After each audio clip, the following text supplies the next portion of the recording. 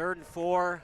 I know you don't like to pass it, Bob, but you got to be able to pass it a couple of times to keep these linebackers at bay. Otherwise, they're just going to stack the box the whole game. Well, at some point, but I don't think I'd be passing here and deep in your own zone. It's only 4 yards to go. Again, I'd sweep right. There's lots of room over there. A little bit of speed can maybe, beat the defender to the edge. 2 in the backfield. They're going to pass. Play action for the Titans. And he's got room to run. Oh, what a play at the last second. My goodness, what a play. And it was delivered by the pass rusher for Barrington. And that's Lucas Van Ness. And what a great rush. He very, very patient, right? Pushed them back, didn't let him get around the edge. There was room to run if he got around the left edge like that. But terrific defense from Barrington. That's what they got to do. They got to keep stopping the run, but that looked like a play-action pass. It just, nobody was open, wisely held on to the ball, and probably okay with the sack.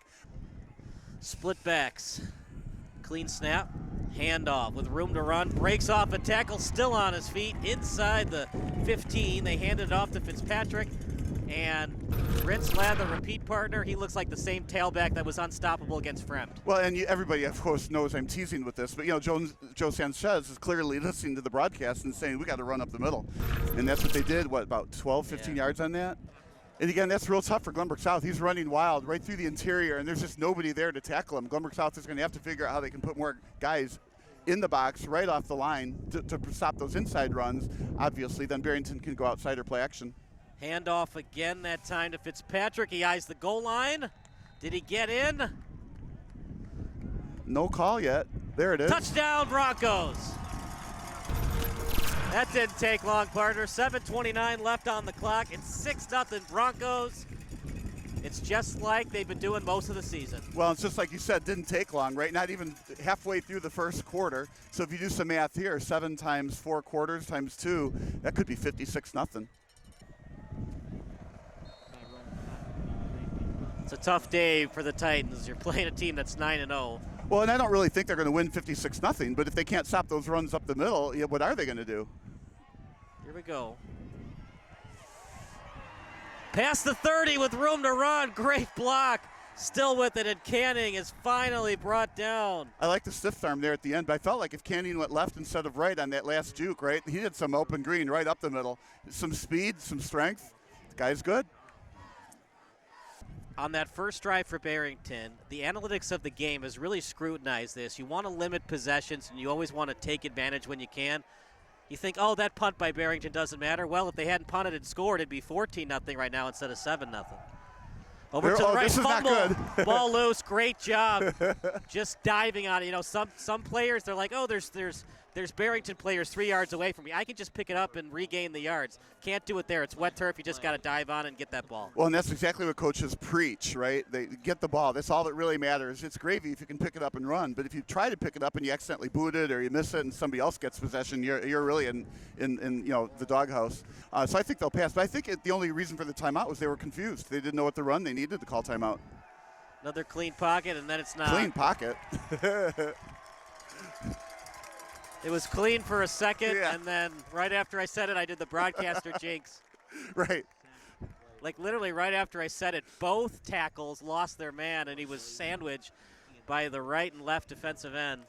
Well, it looked to me like a max protect play where they sent two I'm players surprised deep. you don't just do a screen pass and just try to get 6 yards, get it to the 20-yard Well, line. screen pass would have been a good call, but they did the max protect thing. They sent out 2 receivers into the corners and then hoped that they had enough time to pass and didn't. And here's a long field goal. Yeah, it's a 49 kick. Punt. It's a yeah, 49-yarder, but different.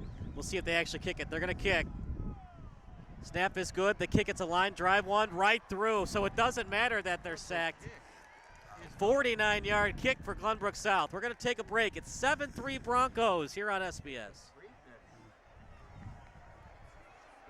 Glenbrook South has to stop the run. That's what they absolutely have to focus on. They got 4 linemen, middle linebacker, and there's no reason they shouldn't be stopping this run. Force Barrington to pass and try to win the game that way. Pipert with time. He's got a wide open man. Left sideline. Touchdown pass. Right on target to Matt Merrish.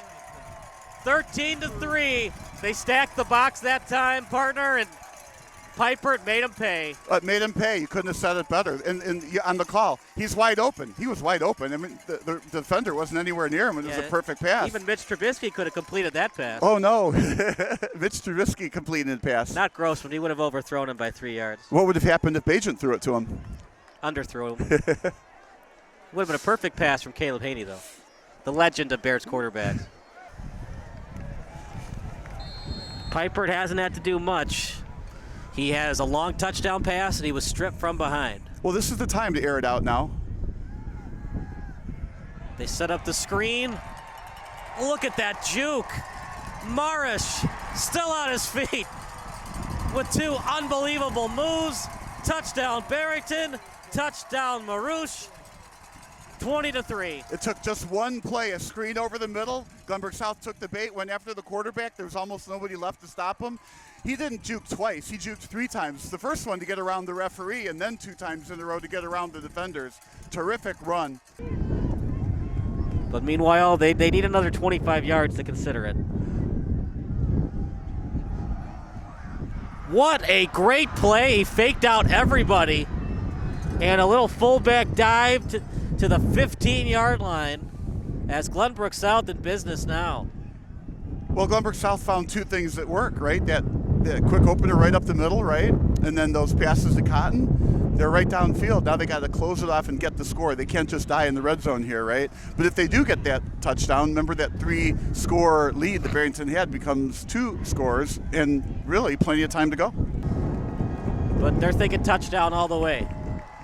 Matoa with a clean pocket over the end zone. Touchdown! Oh, he dropped it! Oh, no! He's going to think about that in the morning for sure. And actually, they switched quarterbacks. They did not use Matoa. It was a pass that time by Andrew Bonvecchio. And Bonvecchio with an absolute rocket to the end zone. It was just dropped. I'm just not sure I would have changed quarterbacks at that point in time on the drive. If you think that that's the better quarterback, put him in earlier. It looks like he is. 4th and 2 at the 14. They're going to go for it. 1 in motion. That's Canning. They run it off the right side. I don't think he got it. He did not. No, he needed to dive into the middle. Instead, he took 1 extra step to the outside, and that's where the Barrington tacklers were waiting. That was a tough call. Kind of a, we talk about game-changing plays. That was one of them right there. 4th and 2. They were driving the whole way, and then came up empty. 1st and 10. Ball placed at the 42. Yeah, I like this where the receivers are split very, very wide again, so there's fewer tacklers in the box. Handoff off the left side. Who else but Fitzgerald? He's still on his feet. He's gone. He eyes the goal line. Touchdown, Dylan Fitzgerald. And that will effectively be the dagger on a postseason victory for Barrington tonight. Well, we're writing them off early in the 4th quarter on that run, right? All the way, it's a great formation. We talked about that where the receivers are split very, very, very wide. Well, this is when you start saying that, even though Glenbrook South is a negative record, they just tend to stop themselves a little bit. Yeah. Bonvecchio, he's got a clean pocket. Wide open man. Look at that wheel route. At the 40, at the 30, no one's going to catch him. Touchdown Cotton, touchdown GBS, and an onside kick coming up.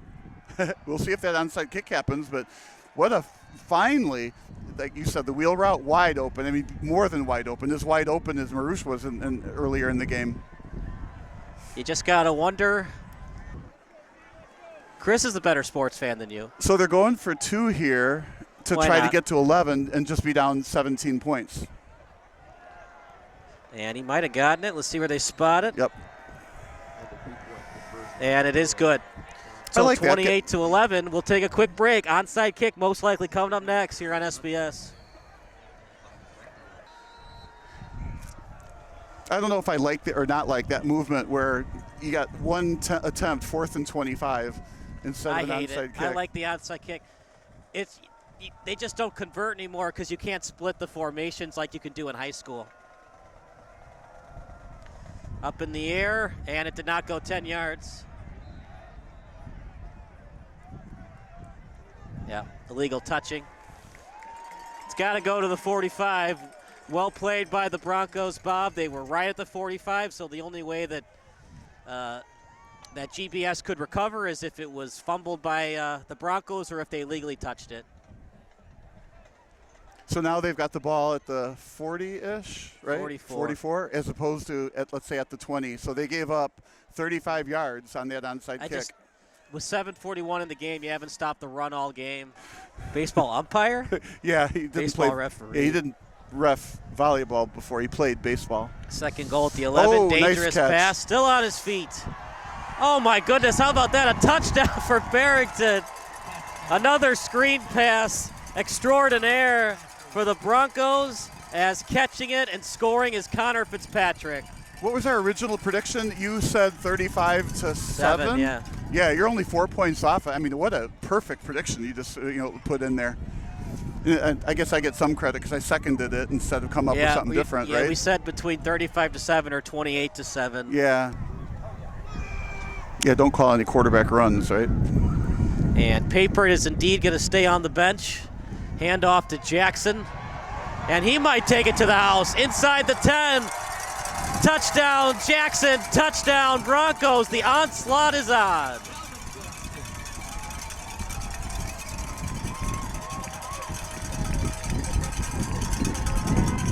Nice run, nice blocking. The Broncos have dominated the line of scrimmage tonight. Yeah, Glenbrook South started the game not tackling especially well, especially when runs went up the middle, and now they're kind of ending the game, not especially tackling very well on runs going to the outside.